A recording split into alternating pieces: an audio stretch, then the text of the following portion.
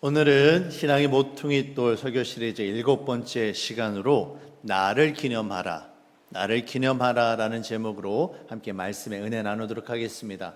이 말씀을 나눌 때 크신 아버지 하나님의 은혜와 평강이 저와 여러분 가운데 가득히 임하시기를 주의 이름으로 축원합니다. 경수대로를 타고 의왕을 지나 수원으로 들어가다 보면 지지대 고개라는 곳을 만나게 됩니다. 지지대라는 이름은 정조가 그의 아버지 사도세자의 무덤을 찾아갈 때 저 언덕만 넘어가면 저 밑에 아버지의 묘가 있는데 왜 이렇게 더디게 느리게 가느냐라고 해서 느릴 지자를 2개 붙여서 지지하다라고 불렀다 해서 이 지지대 고개라는 이름이 유래가 되었다라고 합니다. 그래서 그런지 그곳에 가면 정조의 효를 기념하기 위한 효행공원이 있습니다. 그런데 이 지지대 고개에는 효행공원만 있는 것은 아닙니다. 이곳에는 프랑스군 참전 기념비가 있습니다. 사진을 좀 보시겠습니다. 효행공원 안쪽에 보시면 이처럼 프랑스군 참전 기념비가 있고요.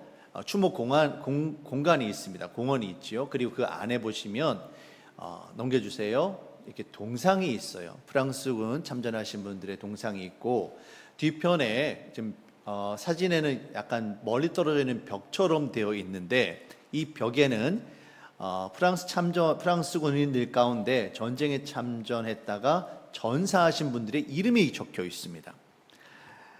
한국 전쟁 당시 연합군 소속이었던 약 4,000명의 프랑스 군인들이 전쟁에 참여하게 됩니다. 그리고 이 전쟁으로 사망 288명, 부상 818명, 실종 18명, 모두 1124명의 사상자가 발생을 합니다. 머나먼 타국에서 자유와 평화를 지키기 위해 자신의 생명과 자신의 젊음을 바쳐서 죽어간다, 희생한다라는 것은 결코 쉬운 이야기가 아닙니다. 그래서 이들의 희생을 잊지 않고 기억하기 위해 이처럼 추모공원을 만들고 거기에 그들의 이름을 기억하며 우리가 잊지 않고 그들을 기념하고 있는 겁니다. 6월은 호국 보훈의 달입니다. 특별히 어제는 현충일이었습니다. 현충일은 한국 전쟁뿐만이 아니라 대한민국의 자유와 평화를 지키기 위해 목숨을 바친 순국 선열과 호국 영령의 그 숭고한 희생을 기리고 그들의 명복을 비는 날입니다. 오늘날 우리가 누리는 이와 같은 평화와 자유가 그냥 주어진 것이 아니라 누군가의 희생과 수고가 있었다라는 사실을 우리는 결코 잊어서는 안 될 것입니다. 하지만 안타깝게도 우리 인간은 어떻습니까? 자꾸만 지난 날들을 쉽게 잊는 경향이 있습니다. 아무리 큰 사건이 있었다 할지라도 시간이 지나면서 그때 있었던 그런 감정, 그때 있었던 그 다짐, 결단들이 점점 약해지기 마련입니다.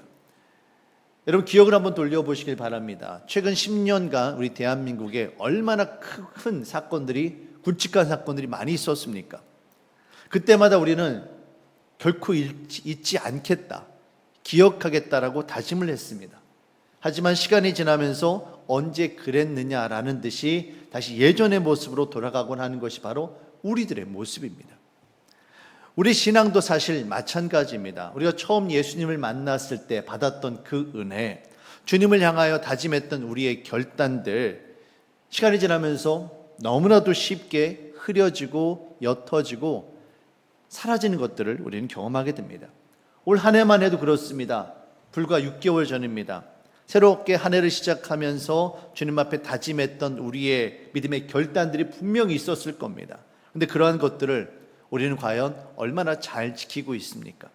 우리 신앙이 날마다 성장하고 성숙할 수 있다면 정말로 좋을 텐데 안타깝게도 우리는 그렇지 못하고 오히려 퇴보하거나 돌아서고 멈춰서는 그런 일들을 경험하게 되어집니다. 사랑하는 성도 여러분, 주님을 향한 우리의 신앙의 결단이 날마다 새롭게 변화되어지고 성장하고 성숙할 수 있기를 주의 이름으로 축원합니다. 우리가 신앙의 모퉁이 돌 설교 시리즈를 나누는 이유가 무엇입니까? 우리 신앙을 다시 한번 돌이켜보고 다시 한번 주님 앞으로 변화되어지고 성숙할 수 있기를 위해서 이 말씀을 나누는 것 아니겠습니까? 저와 여러분들이 하루하루 때로는 더뎌도 좋습니다. 늦어도 좋습니다. 그러나 퇴보가 아니라 조금씩 발전되어지고 주께서 기뻐하시는 모습으로 새롭게 변화되어질 수 있기를 바라겠습니다. 여호수아 4장의 말씀을 보시면 이스라엘 백성들이 여호와 하나님의 인도하심을 따라서 요단강을 건너서 가나안 땅에 입성하는 장면이 나옵니다. 이때 여호와 하나님의 명령에 따라서 흐르던 요단강이 멈춰서게 되는데, 그 강을 건너던 이스라엘 백성들이 각 지파에서 한 명씩 대표로, 원래는 물이 흐르고 있었던 그 요단강이 말라지게 되어졌고 거기에 있는 이 돌들을 하나씩 취합니다. 그러면서 하나님의 명령에 따라서 이스라엘 백성들이 수경하고 있었던, 그러니까 그들의 베이스 캠프가 되어졌던 길갈이라는 곳에 12개의 돌을 쌓고 기념비를 세웁니다. 여호수아 4장 6절에서 7절 말씀을 보시면 이렇게 기록되어 있습니다. 이것이 너희 중에 표징이 되리라. 이 12개의 돌 기념비가 표징, 곧 증거가 될 거다라는 겁니다. 후일에 너희의 자손들이 물어 이르되 이 돌들은 무슨 뜻이냐 하거든 이 돌들을 왜 쌓았습니까? 이게 무엇을 의미하느냐라고 물었을 때 이렇게 대답하라고 합니다. 그들에게 이르기를 요단물이 여호와의 언약궤 앞에서 끊어졌나니 곧 언약궤가 요단을 건널 때에 요단물이 끊어졌으므로 하나님의 은혜로 요단강을 건넜음을 경험했다는 겁니다. 그러면서 이 돌들이 이스라엘 자손에게 영원히 기념이 되리라. 이스라엘 백성 자손들이 이 돌들을 보면서 여호와 하나님이 우리 가운데 능력으로 함께 하셨고 하나님께서 도우셔서 우리가 이 땅에 들어올 수 있었음을 잊지 않고 기억하기 위해서 이 기념비를 세웠다라는 겁니다. 근데 여러분 어떻습니까? 이스라엘 백성들이 여호와 하나님의 은혜를 잊어버리지 않고 그 은혜를 기억하고 그렇게 믿음으로 살아갔습니까? 결코 그렇지 않다라는 것을 우리는 성경을 통해 잘 알고 있습니다. 여호수아와 갈렙처럼 여호와 하나님의 은혜를 기억하고 있는 사람들, 하나님의 능력을 경험한 사람들이 살아있을 때에는 이스라엘 백성들이 여호와 하나님의 인도하심을 따라 믿음으로 살아갔습니다. 하지만 이와 같은 믿음의 세대들이 다 사라지고 난 후에 이스라엘 백성들은 여호와 하나님과는 상관없이 자기의 소견에 오른 대로, 자기 욕심대로, 세상에 이끄는 대로 그렇게 살아갑니다. 그게 바로 사사기 시대입니다. 아무리 기념비를 세워두어도 눈에 보이지 않으면 점차 희미해지기 마련입니다. 아무리 돌에다가 글씨를 새겨서 하나님의 말씀을 새겨서 잊지 않겠다 할지라도 그 말씀이 단지 돌에만 새겨 있으면 안 돼요. 그 말씀이 내 마음 깊은 곳에 새겨져 있고 내가 그 말씀을 따라 살아가야 되는데 그렇지 않다면 아무런 소용이 없는 겁니다. 이와 같은 우리 인간들의 연약함을 주님은 너무나도 잘 알고 계셨습니다.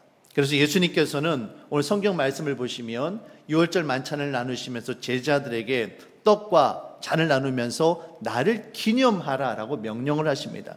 잊지 말라고 말만 해서는 안 되는 겁니다. 그래서 자꾸 잊어버리니까 매년마다 매 예배 시간마다 이것을 행하여 예수님께서 우리들을 위하여 찢기시고 피 흘리셨음을 잊지 않고 기억하도록 명령하고 계시는 겁니다. 오늘 본문 24절 25절 말씀을 보시겠습니다. 축사하시고 떼어 이르시되 이것은 너희를 위하는 내 몸이니 이것을 행하여 나를 기념하라 하시고 매 예배 시간마다 떡을 떼며 이것이 바로 나를 위하여 찢기신 주님의 몸이지 생각하며 그 은혜를 다시 한번 생각하고 그 은혜 가운데 살아가는 겁니다. 그래서 이것을 행하여 나를 기념하라라고 말씀하시는 겁니다. 25절도 마찬가지입니다. 식후에 또한 그와 같이 잔을 가지시고 이르시되 이 잔은 내 피로 세운 새 언약이니 이것을 행하여 마실 때마다 나를 기념하라. 너희가 이 피를 마실 때마다 주의 새 언약 가운데 살아가는 거다. 그러니 주의 말씀을 기억하고 다시 한번 죄악 가운데 돌이켜서 믿음으로 살아갈 것을 결단해라 라고 말씀하고 계시는 겁니다. 기념하라라는 말은 다른 말로 표현한다면 잊지 말라는 겁니다.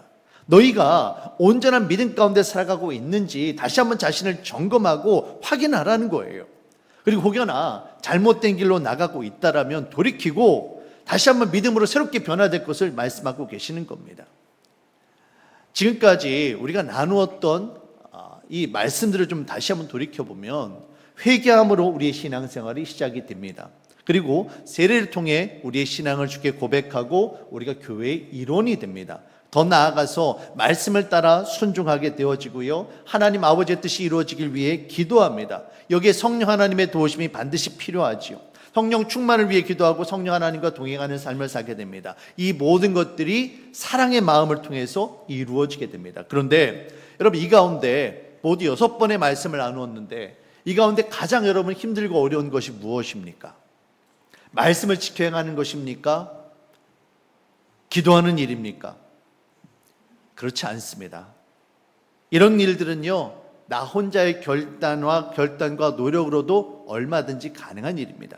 하지만 사랑은 그렇지가 않습니다. 사랑은 결코 나 혼자만의 힘과 노력으로, 나 혼자만의 결단으로 감당할 수 있는 일이 아닙니다. 공동체가 필요한 거예요. 예수님께서 제자들을 향하여 주님의 떡과 잔을 나누면 나를 기념하라고 말씀하신 것은 주님께서 제자들을 얼마나 사랑하셨는지를 잊지 말고 기억하라는 겁니다. 또한 동시에 주님께서 제자들을 사랑하셨던 바로 그 십자가 사랑으로 서로가 서로를 사랑하고 섬기고 그렇게 살아가고 있는지 다시 한번 확인하라고 말씀하고 계시는 겁니다. 오늘 본문 고린도 전서는 사도 바울이 고린도 교회 성도들에게 쓴 편지입니다. 바울은 왜 고린도 교회 성도들에게 편지하면서 왜 주님의 성찬을 이야기할까요? 그러면서 여기서 특별히 나를 기념하라라는 이 말씀을 반복적으로 이야기하고 있을까요? 성찬에 대한 말씀은 사복음서에도 기록이 되어 있습니다. 그런데 나를 기념하라라는 말은 꼭 누가복음에만 기록이 되어 있는 말씀이에요. 누가복음에서도 단 한 번만 나옵니다. 그런데 이것을 바울은 예수님의 말씀을 인용하면서 나를 기념하여 이것을 행하라는 말을 2번이나 반복해서 합니다.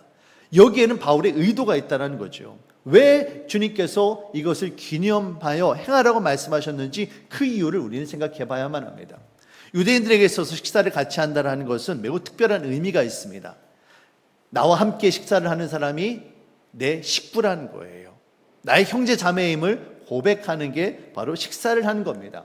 우리는 성찬을 어떤 특별한 절기 때 1년에 한 번 서너 번 이렇게 하지만 초대교회 성도들은 매 예배 시간마다 성찬을 나누었습니다.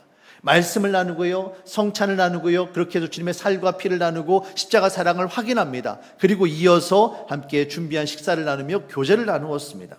그런데 오늘날 우리들처럼 특별히 예배를 위해서 준비된 공간이, 그러니까 우리가 흔히 교회라고 부르는 이 건물이 당시 성도들에게는 없었습니다. 그래서 성도들 가운데 조금 여유롭고 좀 집이 넓은 사람이 자신의 집을 오픈하고 성도님들을 초청하고 그곳에서 예배를 드리고 성찬과 교제를 나누었던 겁니다. 대표적으로 여러분 마가의 다락방을 한번 생각해 보시길 바랍니다. 마가의 다락방에 120명의 성도들이 함께 모여서 기도했다라고 기록하고 있지 않습니까? 그 정도의 규모의 집들이 이렇게 교회로서 자신의 집을 오픈을 했던 겁니다. 그런데 아무리 내가 부유해도, 아무리 내가 여유 있어도 매 주일마다 드리는 그 예배에 들어가는 성찬과 들어가는 모든 그런 교제에 들어가는 음식들을 매일같이 매주마다 100명 되는 식사를 준비한다는 것이 결코 쉬운 이야기가 아닙니다. 물질도 물질이지만 그렇게 매일주같이 감당한다는 것이 보통 어려운 이야기가 아니에요.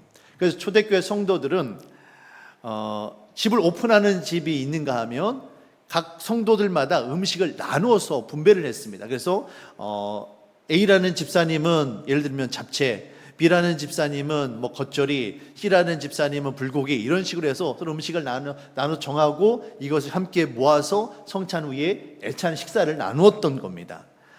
그런데 문제는 이렇게 거룩하게 그리스도의 사랑을 나누면서 행해야 되는 이 성찬 가운데 여러 가지 문제가 있었고, 이로 인해서 고린도 교회 성도들이 분열과 갈등을 겪고 있었다라는 거예요. 초대교회 당시 대부분의 집들은 안채와 바깥채로 구분이 되어 있었습니다.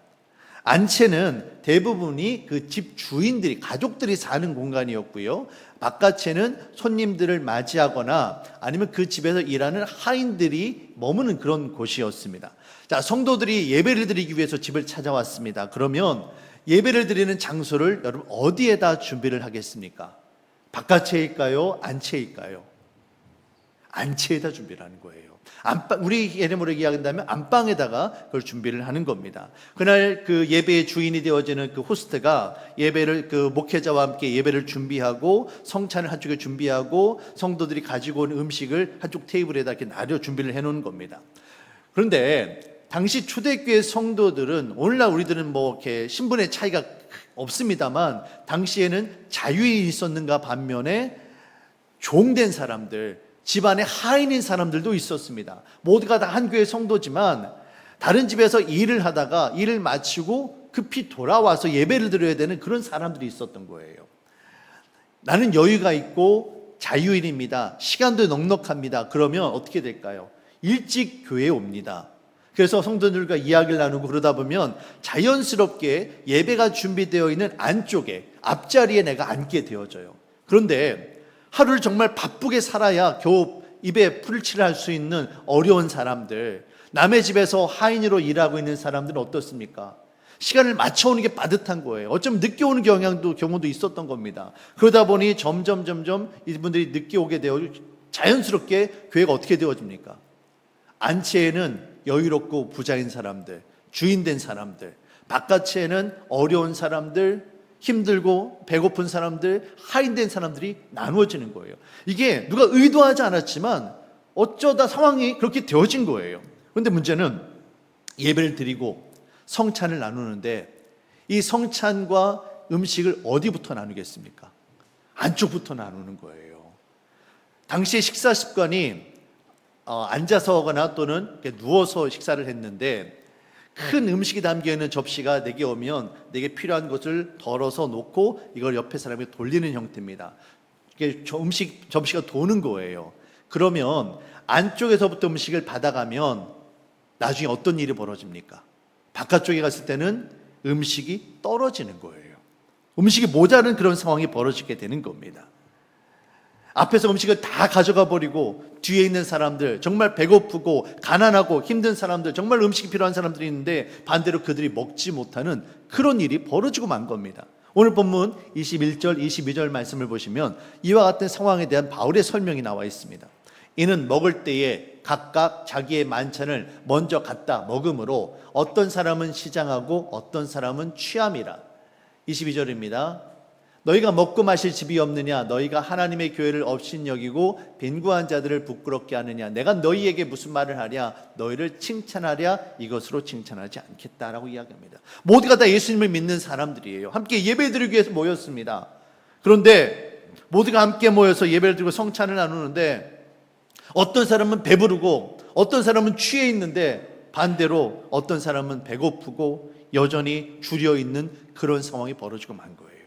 바울은 이와 같은 일들이 왜 너희들의 삶 가운데, 너희들의 특별히 예배 가운데 이런 일이 벌어지고 있느냐? 이것은 하나님의 교회를 업신여기는 일이고 빈궁한 자들을 부끄럽게 하는 일이다. 내가 너희를 이것으로 결코 칭찬하지 않겠다, 책망하겠다라고 이야기를 하고 있습니다. 고린도 교회 성도들에게 왜 이와 같은 일들이 벌어졌을까요? 함께 모여 예배하자고, 교제하자고 모였는데 왜 이와 같은 일들이 벌어졌을까요? 여긴 여러 가지 이유가 있을 겁니다. 하지만 가장 큰 이유는 교회가 그리스도의 사랑으로 하나 되지 못했기 때문입니다. 서로가 그리스도의 살과 피를 나누는 한 형제 자매임을 생각하고 서로가 서로를 사랑함으로 하나가 되었다면 결코 이와 같은 일들은 벌어지지 않았을 거예요. 나는 비록 줄이고 목마를지라도 나는 여유가 있으니 내 형제 자매, 저 뒤에 있는 정말 배고프고 힘든 저 형제 자매를 위해서 내가 배려하는 마음이 있었다면 결코 이런 일이 없었을 겁니다. 하지만 더 큰 문제는 왜 그들을 배려하지 못했느냐? 인간 중심에 있는 바로 자기 중심성 때문이었어요. 다른 사람은 어떻든지 나만 괜찮으면 된다. 내가 은혜 받으면 됐고, 내가 성찬에 참여하면 됐고, 내가 정말 이렇게 함께 교제하면 됐지, 다른 사람이야 어떻든 내가 무슨 상관이냐, 이런 생각들로 그들은 전혀 부끄럽지 않게 이런 일들을 행했던 겁니다. 더 나아가서 이처럼 자기중심적인 생각들로 인해서 예수님의 십자가 죽으심과 부활의 은혜를 함께 나누며 예수님을 기념해야 할 거룩한 그 예배의 자리, 그 성찬의 자리가 자기 자신의 유익을 구하기 위한 자기 자신을 욕심을 채우기 위한 시간으로 변질되고 만 거예요. 겉으로는 예배 행위가 있습니다. 거룩한 성찬을 드리고 있어요. 하지만 그 안에 서로 사랑하라고 하는 주님의 명령에 순종은 없고 신앙의 본질을, 정말 하나님이 주인 되시는 그런 신앙의 본질은 빠지고 자기 자신이 주인 되고 만 거예요. 만약에 그들 마음 가운데 이 예배의 장소와 시간 가운데 예수님이 함께 하시고 계신다는 믿었다라면, 알고 있었다라면, 나의 말과 행동을 주님께서 지켜보고 계신음을 그들이 의식하고 있었다라면 과연 그들이 이와 같은 행동을 할 수 있었겠습니까? 그래서 바울이 이것은 주의 교회를 업신여기는 일이다라고 이야기하고 있는 거예요. 자신들이 지금 함께 나누고 있는 이 떡과 포도주가 바로 바깥에서 여전히 줄이고 목마르고 힘들어하고 있는 형제 자매들을 위하여 찢기시고 흘리신 예수님의 살과 피라는 것을 그들이 생각하고 있었다면 이와 같은 일들은 결코 일어나지 않았을 겁니다. 이것을 잊어버렸기 때문에 이와 같은 일들이 일어나고 만 거예요. 이와 같은 인간 중심의 말과 행동이 더군다나 교회 공동체 가운데 거룩하게 드려야 할 예배와 성찬 가운데 있었다라는 것은 그들이 주님이 함께하고 계심을, 이 자리가 바로 주님을 예배하는 자리임을 잊어버렸기 때문입니다. 그래서 바울은 이것을 향하여 다시 한번 기념하라, 기억하고 너희의 신앙을 돌이키라라고 말씀하고 있는 겁니다. 온전한 신앙은 본질적으로 자기 자신을 부인하고 예수 그리스도의 은혜 가운데 예수님을 주인 삼고 살아가는 것을 요구합니다. 이전까지 죄악 가운데 살아갔던 내 모습은 과거의 시간 속에 다 사라지고 오직 예수님의 십자가 은혜로 새롭게 변화된 내가 오늘을 살아가는 겁니다. 그런데 여러분 어떻습니까? 우리 인간의 그 죄악된 본성이 사라지는 것이 아니라 자꾸만 머리를 들이밀지 않습니까? 자꾸만 살아나는 거예요. 주님께서 우리들을 구원해 주셨는데 변화되지 않고 자꾸만 예전의 모습으로 우리가 돌아가고 있는 겁니다. 무엇보다도 나의 모든 삶과 신앙 가운데 오직 예수님만이 주인 되셔야 하는데 그렇지 못하고 자꾸만 내가 주인 되려고 하는 그런 일들이 벌어지는 겁니다. 그래서 이런 일들이 벌어지고 있지는 않은지 살펴보라고, 기념하라고 주님께서 말씀하고 계시는 겁니다. 나를 기념하라는 말은 다른 말로 설명하면 나를 잊지 말고 기억하라, 나를 위해서 이것을 행하라라는 말씀입니다. 우리가 온전히 예수님만이 주인 되시는 그런 삶을 살아가고 있지 않은지, 그렇게 살아가고 있는지 스스로 정말 살펴볼 수 있기를 바라겠습니다. 여러분 예배 시간마다 여러분 우리 예배에 참여하고 계시는데요, 여러분 이 예배 시간에 무슨 마음으로 찾아오셨습니까? 단지 그냥 주일이니까 당연히 습관처럼 이렇게 예배 시간에 찾아오셨습니까? 그렇지 않습니다. 이 예배 시간은요, 주님을 향한 우리의 찬양과 감사 고백을 하는 것이고요, 말씀을 통해 우리의 삶을 돌아보는 거예요. 말씀을 통해 우리의 신앙을 돌아봐야만 합니다. 주님 앞에 우리가 온전한 믿음으로 살아가고 있지는 않은지 회개하고 성령 하나님의 도심을 간구하고 새롭게 변화되는 시간이 바로 이 예배 시간이 되어야만 하는 겁니다. 그런데 단순하게 예배에 참석하는 것으로 머물러 있다면 이것은 바로 고린도 교회 성도들이 하나님을 업신여겼던 것과 별반 다를 바 없는 모습이 되고 마는 거예요. 주일 예배 한 번 참석하는 것으로 끝난다라면 우리의 신앙은 결코 변화되지 않습니다. 단지 예배에 참석했다라는 자기 만족만이 있을 뿐, 예배를 통해 말씀을 통해 내가 변화되고 성장하는 일은 일어나지 않는 거예요. 우리의 예배가 단순하게 행사로 끝나지 않기를 바랍니다. 예배와 말씀을 통해 새롭게 변화되고 성장하는 저와 여러분들이 되시길 바라겠습니다. 바울은 오늘 본문에서 성찬식을 예로 들어서 설명하고 있지만 사실 성찬과 예배뿐만이 아닙니다. 우리의 삶과 신앙생활 가운데 하나님이 중심이 되셔야 되는데 그렇지 않고 인간 중심으로 변질되어져서 자기 스스로가 주인 되려고 하는 일들이 얼마나 많은지 모릅니다. 헌금 생활만 해도 그렇습니다. 우리는 자꾸만 내가 얼마를 헌금했는지 그 액수에 신경을 씁니다. 11조를 해야 되느냐 말아야 되느냐 이걸 가지고 따집니다.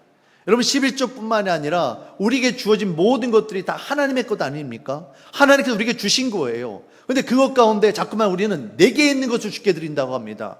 무엇가 내게 있는 겁니까? 다 주님께서 주신 건데요. 자꾸만 우리 인간 중심을 생각하는 것들을 우리는 벗어버려야만 해요. 전도도 그렇고요, 봉사도 그렇습니다. 단지 주님께서 명령하셨고 그 말씀 앞에 순종함으로 내게 정말 건강이 허락되어지고 시간이 되어지고 이러니까 내게 있는 것 주님을 봉사하는 거예요. 주님을 사랑하는 마음으로, 교회를 사랑하는 마음으로 하는 건데 자꾸만 거기에 인간의 생각이 들어갑니다. 이건 이렇게 해야 된다, 저건 저렇게 해야 된다, 자기의 뜻을 주장합니다. 하나님이 주인 되셔야 되는데 자꾸만 인간이 주인 되는 일들이 얼마나 많이 일어나는지 모릅니다.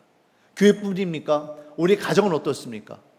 자녀들을 양육하면서 자녀들을 정말 말씀으로 양육하고 정말 기도로, 정말 믿음으로 양육해야 되는데 하나님께서 기뻐하시는 방법이 아니라 세상에서 이야기하는 것들, 요즘 아이들의 교육은 이렇게 해야 된다, 세상 풍조를 따르고 세상에서 유행하는 것들을 쫓아하고, 얼마나 그런 것들이 우리에게 많이 일어나는지 모릅니다. 회사를 운영하면서 중요한 결정을 할 때 정말 과연 우리가 하나님의 말씀 앞에 정직하게 결정하고 있는지, 주님께서는 나를 기념하라 이것을 행하라고 말씀하셨는데 내가 너희들의 삶 가운데 함께하고 있으면 잊지 말라고 하시는데 왜 우리는 교회에서는 주님을 찾고 우리 가정과 회사에서는 주님이 없는 것처럼 행동을 합니까? 바울이 오늘 본문에서 성찬에 대한 이야기를 할 때 왜 예수님께서 성찬을 행하라고 하셨는지, 무엇을 위해 이것을 행하라고 명령하셨는지를 다시 한번 기억하시길 바랍니다. 이것을 행하여 나를 기념하라. 이것을 행하여, 이걸 거룩하게 행하여 나를 기념하라, 나를 예배하라는 말씀이에요. 내가 너희들의 삶 가운데 주인 되어져 있음을 이것을 통하여 드러내라는 겁니다. 너희가 나의 피와 살과 이런 것들을 통하여 구원받은 하나님 나라 백성임을 너희의 예배와 삶을 통하여 드러내라는 겁니다. 26절 보시겠습니다. 너희가 이 떡을 먹으며 이 잔을 마실 때마다 주의 죽으심을 그가 오실 때까지 전하는 것이니라. 단지 예배에 참석하고 마는 게 아니라는 거예요. 이 떡과 잔을 마시면서 주님을 기념하며 그 예배 가운데 살아가며 우리의 삶을 통하여 주님을 증거하고 주님을 나타내는 겁니다. 이것이 진정 주님을 기념하는 거예요. 단지 예배 가운데 성찬을 나누는 것으로 끝나는 게 아닙니다. 우리의 모든 삶과 시간 가운데 오직 하나님만이 영광 받으시고 오직 하나님만이 주인 되시는 삶을 살아가고 있는지 스스로 돌이켜보고 점검하고 기념하고 그렇게 하나님 앞에 예배하는 삶을 살아가는 저와 여러분들이 되시길 바라겠습니다. 이것이 바로 바울이 이야기하는 우리가 드려야 할 거룩한 산제물이며 영적 예배입니다. 로마서 12장 1절에서 2절 말씀 보시겠습니다. 그러므로 형제들아, 내가 하나님의 모든 자비하심으로 너희를 권하노니 너희 몸을 하나님이 기뻐하시는 거룩한 산 제물로 드리라. 이는 너희가 드릴 영적 예배니라. 단지 예배 시간에만 하나님을 예배하는 것이 아니라 너희 삶 가운데 정말 주님이 함께 하심을 기억하고 기념하며 주께 영광 돌리고 있는지 살펴봐라. 이것이 너희가 드릴 영적 예배라는 거예요. 이어서 2절 말씀을 보시겠습니다. 너희는 이 세대를 본받지 말고 오직 마음을 새롭게 함으로 변화를 받아 하나님의 선하시고 기뻐하시고 온전하신 뜻이 무엇인지 뭐라고 합니까? 분별하도록 하라 하잖아요. 내가 정말 하나님의 뜻 가운데 살아가고 있는지 살펴보라는 겁니다. 이것이 바로 바울이 고린도 전서에서 이야기하고 있는 기념하라의 의미예요. 사랑하는 성도 여러분, 우리의 모든 삶과 시간 가운데 주님이 함께하고 계심을 잊지 마시길 바랍니다. 우리가 오직 예수님만을 주인 삼고 예수님만을 예배하며 예수님에게만 영광 돌려드리는 그런 거룩한 삶을 살 수 있기를 바랍니다. 그러기 위해 우리는 이 세대를 본받지 말고 오직 주의 은혜 가운데 살아갈 수 있도록 스스로 돌이켜야만 합니다. 분별해야만 합니다. 스스로를 살필 수 있어야만 합니다. 그러기 위해 다시 한번 우리는 예배의 자리로 나아갑니다. 나를 기념하라. 내가 너에게 베풀어준 이 은혜를 잊지 말고 나를 기념하고 나를 예배하는 삶을 살라고 주님 오늘도 우리에게 부르고 계십니다. 이 말씀 앞에 순종함으로 주님 앞에 영광 돌리며 오직 예수님만을 주인 삼고 살아가는 저와 여러분들 모두가 되시기를 주의 이름으로 축원합니다. 사랑의 주님, 참으로 감사합니다. 주님은 우리를 위하여 찢기시고 피를 흘리셨건만 그 은혜를 우리는 너무나도 잊고 살아가고 있습니다. 그런 우리들을 주님은 불쌍히 여기시어 성찬을 예정하시고 나를 기념하여 이것을 행하여 나를 기념하라고 말씀하십니다. 주님, 우리의 모든 삶과 행동들이 주님을 기념하고 예배하는 삶이 되어줄 수 있기를 바랍니다. 특별히 우리들의 삶 가운데 부족한 것이 있다라면, 우리 다시 한번 주님의 은혜를 잊었다라면 다시금 돌이키게 하여 주시고 주께서 기뻐하시는 거룩한 모습으로 새롭게 변화되어질 수 있도록, 그리하여 우리 믿음이 성장하고 정말 성령께서 열매 맺게 하시는 놀라운 일들이 우리 안에 충만히 나타날 수 있도록 주님 인도하여 주시옵소서. 감사합니다. 예수님의 이름으로 기도합니다. 아멘.